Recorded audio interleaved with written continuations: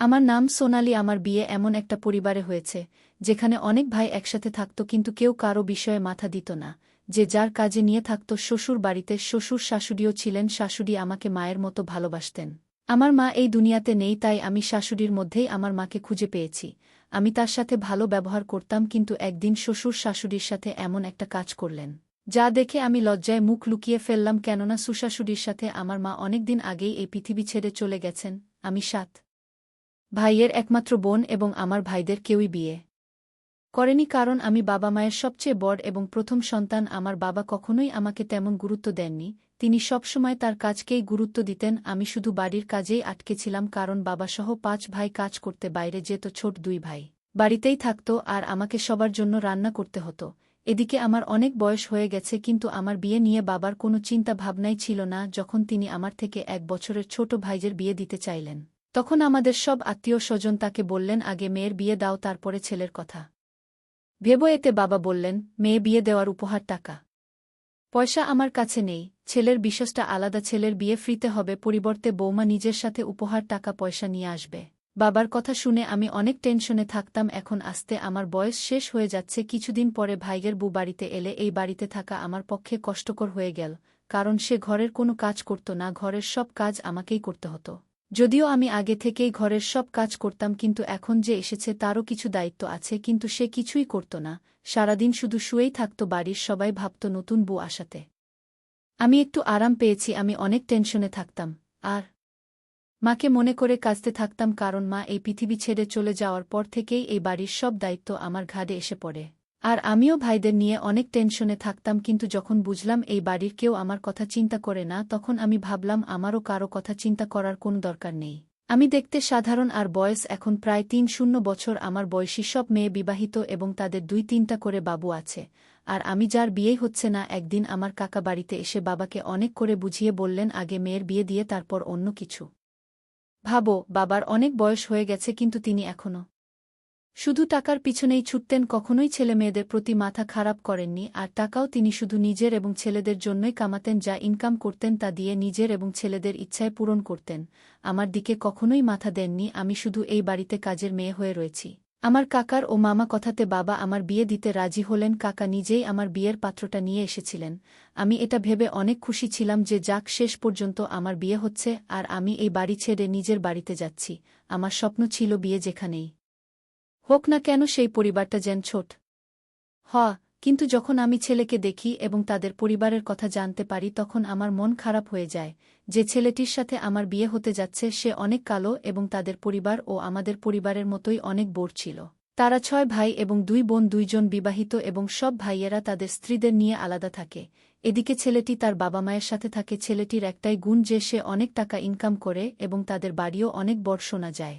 সব ভাই তাদের নিজ নিজ ভাগ নিয়ে আলাদা হয়ে গেছে। ছেলেটি অনেক কালো বলে তার বিয়ে হচ্ছিল না, তাই কাকা আমার জন্য এই পাত্রটা এনেছিলেন। এদিকে আমার বাবার তো আমাকে বিয়ে দেওয়ার কোনো ইচ্ছাই ছিল না, আর আমার বিয়ের পাত্রটাও আসত না, কারণ আমারও বয়স বেশি। ছেলের পরিবার যেহেতু কোনো উপহার টাকা পয়সা চায় না, তাই বাবা এই বিয়েতে রাজি হন। ছেলেটির মা এসে আমাকে একটা গহনা পরিয়ে দিল। আমি অনেক খুশি যে যাক, শেষ পর্যন্ত আমার বিয়ে হতে যাচ্ছে, আর তাও এমন একটা পরিবারে যেখানে ছেলের ইনকাম অনেক বেশি। চেহারা দিয়ে কি হবে, একজন মানুষের আয় ভালো হলেই হলো। আমি এমন একজন জীবনসঙ্গী চাই যে আমাকে সম্মান করবে, ভালোবাসবে এবং আমাকে বিশ্বাস করবে। আমার বাবা সেই ছেলের সাথেই বিয়ে দিলেন। শ্বশুরবাড়ি আমাদের বাড়ি থেকে অনেক দূরে। আমার বাবা বা কেউই ছেলের বাড়িতে গিয়ে তাদের বাড়ি দেখেনি। তারা তো আমাকে বিদায় করতে পারলেই বাঁচে, কিন্তু কাকার উপর আমার অনেক ভরসা ছিল, কারণ তিনি এই ছেলেটা এনেছিলেন। কিন্তু দুঃখের বিষয়ে আমার ভরসা ভুল প্রমাণিত হয়। আমি শ্বশুরবাড়িতে এসে দেখলাম বাড়ি খুব বড়, কিন্তু পরিবারের সবাই আলাদা না, বরং একই বাড়িতে থাকে। বিয়ের পর কয়েকদিন ভাবলাম যে তারা অতিথি কয়েকদিন পরে চলে যাবে, কিন্তু সবাই বাড়িতে আছে, কেউই যাওয়ার নাম নিচ্ছে না। আমার স্বামী ছাড়াও তার আরও 6 ভাই এবং তাদের 6 জনের বউ ছেলেমেয়ে ছিল। প্রথম দিকে স্বামীর সাথে দিনগুলি খুব ভালোই চলছিল আমার, কিন্তু কিছুদিন পরে তিনি কাজের জন্য শহরের বাইরে চলে যান। এখানে থাকতে তিনি আমার যত্ন নিতেন এবং শাশুড়িও অনেক ভালো মহিলা। আমার সব ভাবিরা তাদের ঘরেই থাকত, তারা ঘুমানো আর মেকআপ করার বাইরে সময় পান না। আমি কেবল 2-3 দিন আরামের সুযোগ পেয়েছিলাম, তারপর থেকেই এই বাড়ির সব দায়িত্ব আমাকে নিতে হয়। যদিও কাজের লোক ছিল আর তারা সবাই সততার সাথে কাজও করত, কিন্তু আমি এত বড় দায়িত্বে কাজের লোকদের ভরসা করতে পারিনি। তাই তাদের দেখাশোনা করা আমার দায়িত্ব ছিল। আমার শাশুড়ি আমার দায়িত্বে অনেক খুশি ছিলেন এত মানুষ থাকা সত্ত্বেও এই বাড়িতে সবসময় নীরবতা থাকত, কারণ কেউ ঘর থেকে বেরি হতো না। স্বামী শহরে যাওয়ার পর থেকে আমাকে একাই ঘরে ঘুমাতে হয়। আমার স্বামী অনেক ভালো ছিলেন, বিয়ের প্রথম রাত থেকেই তিনি আমার সাথে অনেক ভালো ব্যবহার করতেন। এমন স্বামী পেয়ে আমি অনেক খুশি। যখন আমার রুমে একা ঘুমাতাম তখন মধ্যে রাতে আমার মনে হতো যেন কারো আওয়াজ আর হাঁটার শুনতে পাচ্ছি। তাই আমার মনে হতো এই বাড়িতে ভূত আছে। দিনের বেলায় এই বাড়ির সবাই ঘরের ভিতরেই থাকত, তাহলে রাত এই বাড়ি থেকে হেঁটে বেড়ায় আমার অনেক ভয় করত। এখন তো প্রতিদিন এমন হতে থাকল যে আমি কারো হাঁটার আওয়াজ শুনতাম। আমি ভয়ে আমার ঘরের দরজা ভালো করে আটকে শুয়ে ভাবলাম আমি এ বিষয়ে কাউকে জিজ্ঞেস করব যে রাতে এই বাড়িতে কি হয়। পরের দিন যখন শাশুড়িকে জিজ্ঞাসা করলাম, তিনি আমার প্রশ্নে একটু ঘাবড়ে গেলেন এবং অন্যভাবে উত্তর দিলেন যে এই বাড়িটা অনেক বড়, বাড়িতে লোক থাকে, কেউ না হয়তো রাতে ঘুম থেকে উঠে, বা কারো বাবা হয়তো কাঁদে আর তোমার মনে হয় কেউ আওয়াজ করছে। আমি মনে ঠিক করলাম যে যাই হোক না কেন কেউ তো আমার ক্ষতি করছে না, তাই আমি আমার সংসারে মন দেই। আমার এসব নিয়ে চিন্তা করার কোনো দরকার নেই। এই বাড়ির নীরবতায় আমি অনেক বিরক্তপ্রত যেকেই নিজের কাজে ব্যস্ত। মাঝে মাঝে স্বামীর সাথে ফোনে কথা বলতাম। আমি একদিন রাতে আবার শুনতে পেলাম কেউ যেন অনেক আওয়াজ করছে। আজ সাহস করে উঠে দেখতে চাইলাম কে অনেক আওয়াজ করে আর কে সে যে এত রাতে ঘুরে বেড়ায়। আমি বের হয়ে দেখলাম আমার শ্বশুর ফোনে কারো সাথে কথা বলছে।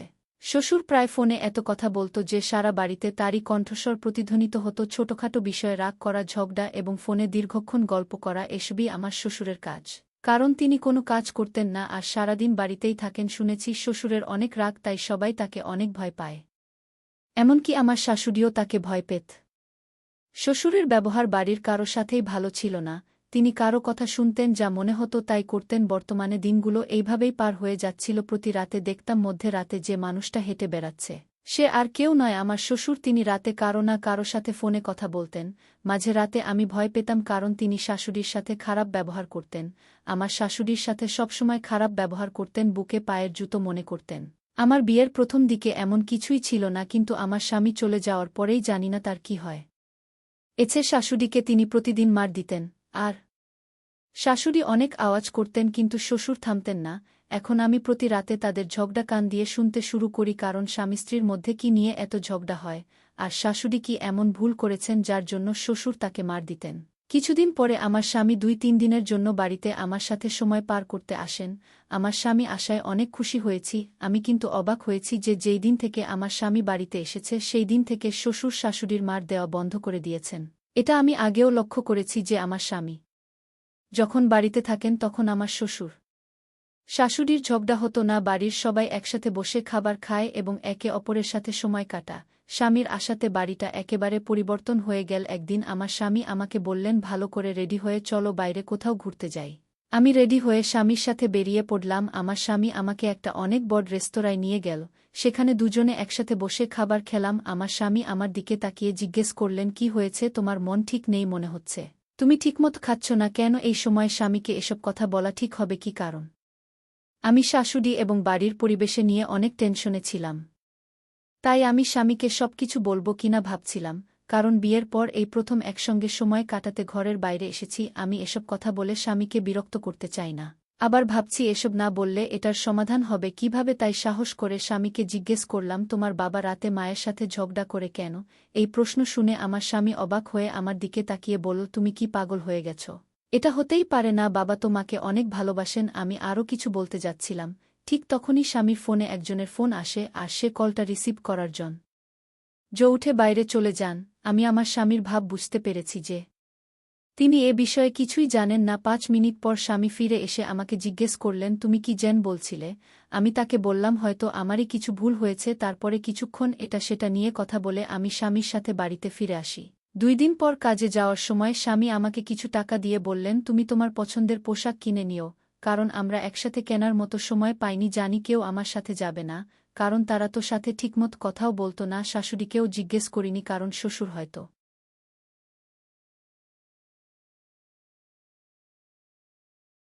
যেতে দেবেন না। তাই একজন কাজের মেয়ে রিতাকে জিজ্ঞেস করলাম, তুমি কি আমার সাথে বাজারে যাবে? সে সাথে বাজারে যেতে রাজি হলো। এই বাড়িতে কারো কাছ থেকে অনুমতি নিতে হয়নি, কারণ এই বাড়িতে কেউ কারো খোঁজ নেয় না। তাই কাজের মেয়েটিকে সাথে নিয়ে বাজার থেকে কিছু পোশাক কিনে বাড়িতে ফিরে এলাম। বাজার থেকে বাড়িতে এসে শাশুড়ির রুমের পাশ দিয়ে যাওয়ার সময় একটা আওয়াজ শুনতে পেলাম, তিনি বলছিলেন, থামো, আমার উপর এত অত্যাচার করো না। তার মানে আজ আবার শ্বশুর শাশুড়ির ঝগড়া হাঁটছে অনেক, আর তাও রাতে, নয় দিনের বেলা। আমি আমার হাতের শপিং ব্যাগটা সাইডে রেখে শাশুড়ি আর শ্বশুরের কথা শুনতে থাকলাম। শাশুড়ি অনেক আওয়াজ করছিলেন যে, তুমি আমার সাথে এমন করো না, আমাকে ক্ষমা করে দাও, আর কতদিন আমার সাথে এসব করতে থাকবে। আমার শাশুড়ি বারবার এই কথাটা বলছিলেন। আমি দরজায় উকি দিয়ে দেখতে চাইলাম শ্বশুর শাশুড়ির সাথে কি করে। আমি অবাক হয়ে উঠলাম এটা দেখে যে শ্বশুর শাশুড়ির চুলগুলো কাটছেন। আমি ভাবতাম শ্বশুর শাশুড়ির ঝগড়া হতো তাই তিনি এত আওয়াজ করেন, কিন্তু আমার ধারণা সম্পূর্ণ ভুল, কারণ তিনি তাকে মারছে না, বরং তার চুলগুলো কাটছেন, যার কারণে শাশুড়ি অনেক আওয়াজ করছিলেন। আমি কিছুই বুঝতে পারছি না। চুল তো নারীর গয়না, প্রত্যেক সৌন্দর্য তার চুলে। শ্বশুরের এক হাতে শাশুড়ির কাটা চুল, আর অন্য হাতে কি একটা আছে। এসব দেখে আমি অনেক আওয়াজ করে ভেতরে চলে গেলাম। ভিতরে গিয়ে শ্বশুরকে জিজ্ঞেস করলাম, বাবা, আপনি এসব কি করছেন? তখন শ্বশুর বললেন, তোমার শাশুড়ির অপরাধের তুলনায় এই শাস্তি খুবই কম, নইলে তোমার শাশুড়ির যা কাজকর্ম তাতে তো তাকে এই বাড়ি থেকে বের করে দিতে হয়। এই বলে শ্বশুর ঘর থেকে বেরিয়ে গেলেন। আমি তাড়াতাড়ি গিয়ে শাশুড়িকে ধরলাম, কারণ তিনি অনেক কান্নাকাটি করছিলেন। আমি তাকে জিজ্ঞেস করলাম, এসব কি হচ্ছে? আর বাবা, আপনার চুল কেন কাটছেন? আমার শাশুড়ি বললেন, সে প্রতিদিন এরকমই করে, আগে আমাকে মার দিত, তারপরে আমার চুল কাটে। আমি বললাম, কিন্তু আমার মনে হয় তিনি শুধু আপনার মাথার চুল কাটেন, মার দেন না। শাশুড়ি বললেন, এই লোকটা অনেক খারাপ, যা ইচ্ছা তাই করতে পারে। তিনি আরও বললেন, বৌমা, তুমি এই বাড়ির বিষয়ে কিছুই জানো না, তাই তুমি বুঝতে পারছ আমি সম্পূর্ণ নির্দোষ। আমি তাকে বললাম, কোনো একটা কারণ তো আছেই, নইলে তিনি আপনার সাথে এমন করবেন কেন? আমার শাশুড়ি বললেন, বৌমা, এই বাড়িতে সবাই নিজের জন্য আছে, সেজন্য কেউ কারো বিষয়ে কথা বলে না, কারণ এই বাড়ির সবাই আমার ছেলের ইনকাম খায়। তুমি এই বাড়ির সবার থেকে দূরে থেকো, বিশেষ করে তোমার শ্বশুরের থেকে, সে অনেক খারাপ মানুষ, আর কখনো কোনো কিছু তোমার স্বামীকে বলো না, না হলে এ আমাকে শেষ করে দিবে। শাশুড়ি আমাকে রুম থেকে বের করে দিয়ে বললেন, ভবিষ্যতে আর কখনো আমাদের ঝগড়ার মধ্যে এসো না, নইলে তোমার সাথেও খারাপ কিছু হতে পারে। তোমার আর কিছু জানার দরকার নেই, তুমি তোমার রুমে যাও। আমি নির্ভে রুম থেকে বেরিয়ে এলাম। শ্বশুর শাশুড়ির সাথে ভালো ব্যবহার করছিলেন না। আমার শাশুড়ি একজন ভালো মহিলা, এবং আমি তাকে এভাবে দেখতে পারছি না। আমার রুমের দিকে যাচ্ছিলাম, সিঁড়িতে শ্বশুরের সাথে দেখা। তিনি আমাকে বললেন, একবার আমার কথা শোনো, আমি জানি তুমি আমার কথা বিশ্বাস করবে না। শ্বশুর কি বলছেন আমি বুঝতে পারছিলাম না। তখন তিনি আমার কাছে এসে বললেন, আমি জানি তুমি আমার ছেলের মতো খুবই বুদ্ধিমান মেয়ে। আমি শ্বশুরকে বললাম, কিন্তু আপনি মায়ের সাথে অনেক খারাপ ব্যবহার করছেন। শ্বশুর বললেন, দাঁড়াও, আমি এখনই তোমাকে সব কথাটা বলছি, যাতে তুমি বুঝতে পারো এই বাড়িতে কি হচ্ছে। এই বলেই শ্বশুর তার পকেট থেকে মোবাইলটা বের করে তাতে কিছু করতে থাকলেন। তারপর মোবাইলটা আমার দিকে এগিয়ে দিয়ে বললেন, এই দেখো, আশা করি আজকের পর আর কখনো ভুল বুঝবে না। শ্বশুর আরও বলতে থাকল, আমি খারাপ মানুষ না, কিন্তু একজন স্বামী যদি তার স্ত্রীকে খারাপ হতে দেখে, তবে সে নিশ্চয়ই কোনো না ভাবে স্ত্রীকে থামানোর চেষ্টা করবে। ছবিগুলো দেখে আমার পায়ের নিচ থেকে মাটি সরে গেল। নিজের চোখকে বিশ্বাস করতে পারছিলাম না। আমি ছবিগুলো দেখতে শুরু করছিলাম, এমন সময় হঠাৎ শাশুড়ি এসে আমার হাত থেকে মোবাইলটা নিয়ে নিজের কাছে রাখলেন, আর আমাকে বললেন, তুমি এখনও তোমার রুমে যাওনি? আমি শাশুড়িকে কিছু বলার আগেই তিনি বললেন, তুমি কিছুই জানো না আর বুঝবেও না, যাও তুমি তোমার রুমে, আর আমাদের দুজনের মধ্যে আসার দরকার নেই। এই বলে শাশুড়ি চলে গেলে আমিও রুমে ফিরে এলাম। রাতের বেলা আবারও সেই আওয়াজ ভেসে আসছিল। আমার শাশুড়ির চুল অনেক লম্বা ছিল। আমার শ্বশুর তার চুল কেটে ছোট করে দিয়েছেন, তাই আমার শাশুড়ি সারাক্ষণ মাথায় ঘুমটা দিয়ে চলাফেরা করতেন। স্বামী বাড়িতে এলে বাড়ির পরিবেশ অনেক ভালো হয়ে যেত, আর বাড়ি থেকে যাওয়ার সাথে সাথে আবার খারাপ হয়ে যেত। আমি স্বামীকে সবকিছু বলার চেষ্টা করব ভাবছি, কিন্তু শাশুড়ি আমাকে অনেক নিষেধ করে বললেন যে, তুমি তোমার স্বামীকে কিছু বললে ভালো হবে না, আমি তোমাকে এই বাড়ি থেকে বের করে দেব। আমি অনেক টেনশনে থাকলাম। আমি বুঝতে পারছি না এই বাড়িতে কি হচ্ছে। এসব টেনশন আর আওয়াজের শব্দে ঘুমাতে পারতাম না। সারারাত জেগে কাটিয়ে দিতাম। শাশুড়ি আমার স্বামীর মা, এবং তিনি আমাকে অনেক ভালোবাসতেন, কারণ কখনো আমার সাথে খারাপ ব্যবহার করেননি। আমি আমার মনকে বোঝানোর অনেক চেষ্টা করেও বোঝাতে পারছি না শাশুড়ি এমন হতে পারেন। পরের দিন আমি এই দেখে অবাক হয়ে গেলাম যে শ্বশুর আমার এবং শাশুড়ির সাথে অনেক ভালো ব্যবহার করছেন। হয়তো শ্বশুর বুঝতে পেরেছেন যে নারীর সাথে খারাপ ব্যবহার করা উচিত না। আজকে আমি তাদের মধ্যের ভালোবাসা দেখে খুশি হলাম। যাক, এটা ভালো, একে অপরকে ভালোবাসা অনেক জরুরি। অনেক দিন ধরে শ্বশুর শাশুড়ির সাথে কোনো খারাপ ব্যবহার করছেন না, এখন আমি নিশ্চিত হলাম, তাই মাথা থেকে টেনশনও কমতে শুরু করেছে। দিনগুলো ভালোই পার হচ্ছিল। একদিন রাত প্রায় ৯টা, আমি রুমে বসে টিভি দেখছিলাম। তখন শ্বশুর আমার রুমে এলে তাকে দেখে তাড়াতাড়ি মাথায় কাপড় দিয়ে তাকে জিজ্ঞেস করলাম, বাবা কিছু কি বলবেন? তিনি বললেন, বৌমা আমি তোমার জন্য নিজের হাতে চা বানিয়ে নিয়ে এসেছি। তোমার শাশুড়ি এবং স্বামীও আমার বানানো চা খেতে অনেক ভালোবাসে। ভাবলাম বৌমা বাড়িতে আছে, কেউ তার সাথে ঠিকমতো কথাও বলে না, তাই তোমার জন্য চা তৈরি করে এনেছি। খেয়ে বলো কেমন হয়েছে। আমি শ্বশুরের দিকে অবাক হয়ে তাকিয়ে রইলাম। শ্বশুরের কি হয়েছে কে জানে, তিনি শাশুড়ি এবং আমার সাথে অনেক সুন্দর ব্যবহার করতে শুরু করেছেন। আমি তার হাত থেকে চায়ের কাপটি নিয়ে তাকে বললাম, ধন্যবাদ বাবা। আমি শ্বশুরকে বললাম, চা এখনো গরম আর আমি এত গরম চা খাই না, ঠান্ডা হলেই খেয়ে নেব। শ্বশুর বললেন, না বৌমা আমার সামনেই খাও, তোমার মুখ থেকে আমার চায়ের প্রশংসা শুনতে চাই। আমি বললাম, বাবা এইমাত্র 2-3 গ্লাস পানি খেয়েছি, তাই এখন খেতে ইচ্ছা করছে না, আপনি একটু পরে এলেই দেখতে পাবেন আমি চা খেয়ে নিয়েছি। আর আমি এখনই আপনার চায়ের প্রশংসা করে দিচ্ছি। চা ভালো হোক না, আপনি আমার বাবার সমান এবং কোনো মেয়ে তার বাবার দেয়া কিছুকে খারাপ বলে না। আমার শ্বশুর একটু হেসে বললেন, ঠিক আছে, আমার মাথায় হাত দিয়ে বললেন, বেঁচে থাকো মা, আমি যাচ্ছি, তুমি অবশ্য দই খেয়ে নিও। আমি মাথা নেড়ে হ্যাঁ বললাম। এরপরে আমি উঠে বাথরুমে গিয়ে চা ফেলে দিয়ে চায়ের ফাঁকা কাপ টেবিলের উপর রাখলাম, কারণ চা খেতে আমি একদমই পছন্দ করতাম না। রাতে চা খেলে অনেক সমস্যা হতো, কিন্তু এটা বাবাকে কিভাবে বলতাম। কিন্তু আমি খুশি যে শ্বশুর ব্যবহারের অনেক পরিবর্তন হয়েছে। তিনি অনেক দিন ধরে মধ্যে রাতে শাশুড়ির উপর খারাপ ব্যবহার করেননি। অনেক রাত হয়ে গেছে, তাই টিভি বন্ধ করে স্বামীর সাথে কথা বলছিলাম। এই সময় তিনিও তার রুমে বিশ্রাম নিচ্ছিলেন। এমন সময় আমার মনে হলো কারো ছায়া যেন আমার রুমের দিকে আসছে। এটা দেখে ভয় পেয়ে তাড়াতাড়ি মোবাইল বন্ধ করে শুয়ে পড়লাম। কেউ একজন দরজা খুলে সম্ভবত আমার দিকে ভালো করে দেখে আবার দরজা বন্ধ করে দিল। আমি বুঝতে পারলাম আমার রুমে কে এসেছিল। আমি আবার স্বামীর সাথে চ্যাটে কথা বলতে থাকলাম, কিন্তু বাইরে কিছু আওয়াজ শুনতে পেয়ে মোবাইল নিয়ে চুপচাপ বাইরে বেরিয়ে দেখতে গেলাম কি হচ্ছে। দেখলাম শ্বশুর শাশুড়ির মুখে হাত দিয়ে তাকে কোথায় একটা নিয়ে যাচ্ছেন। আমি তাদের অনুসরণ করে অবাক হয়ে দেখলাম এই বাড়িতে একটা রুম আছে যেটার বিষয়ে আমি কিছুই জানতাম না। তিনি শাশুড়িকে ওই রুমের ভিতর নিয়ে গেলেন আর আমিও চুপচাপ তাদের পিছু নিলাম। শ্বশুর শাশুড়ি কে রুমের ভিতরে নিয়ে গেলেও তিনি রুমের দরজা খোলা রেখে দিলেন, তাই আমিও চুপচাপ তার পিছু নিয়ে রুমের ভিতরে চলে গেলাম। দেখলাম রুমটার ভিতরে একটা ছোট ঘর আছে। আমি সেখানেই দাঁড়িয়ে তাদের কথা শুনতে থাকলাম। শ্বশুর শাশুড়িকে চেয়ারে বসিয়ে তাকে রশি দিয়ে বেঁধে দিলেন। রুমটা আগে থেকেই ছিল, শ্বশুর তার সাথেও কথা বলছিলেন। তারপরে শ্বশুর শাশুড়িকে যা বললেন তা শুনে আমি অবাক হয়ে গেলাম। শ্বশুর বললেন, এই বাড়িতে তোমার যা কিছু সম্পদ আছে সব তোমার একমাত্র ছেলের হবে, তাই আমি চাই তুমি সবকিছু আমার নামে করে দাও। আমি এত বছর ধরে এই দিনের অপেক্ষায় ছিলাম, তাড়াতাড়ি সই করে দাও, না হলে আজ আমি তোমাকে শেষ করে এখানে রেখে দেব এবং সবাইকে বলব যে তুমি তোমার ভালোবাসার মানুষের সাথে পালিয়ে গেছ। এখন তাড়াতাড়ি এই কাগজপত্রে সই করো যাতে তোমার ছেলের সব সম্পত্তি আমার নামে হয়ে যায়। শাশুড়ি বললেন, আমি শেষ হয়ে যাব তবুও সই করব না। এইসব আমার ছেলের কষ্টের টাকা। তুমি কি চাও যে আমি তোমাকে আর তোমার খারাপ ছেলেদের আমার ছেলের এসব কষ্টের টাকা দিয়ে দেব?